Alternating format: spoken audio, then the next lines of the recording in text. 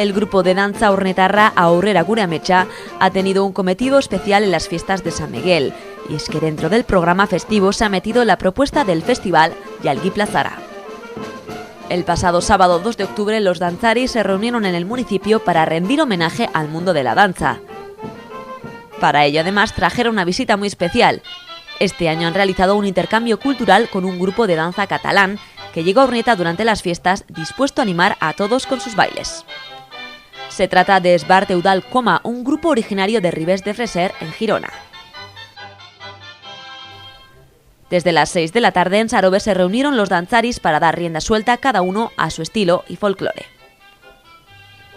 De la mano de Aurrera Gure Ametsa, el Yalgi Plazara cosechó aplausos una vez más, y aquellos que se perdieron el evento tuvieron además oportunidad de verlos otra vez en su salsa al día siguiente, durante el Día de los Baserritarras.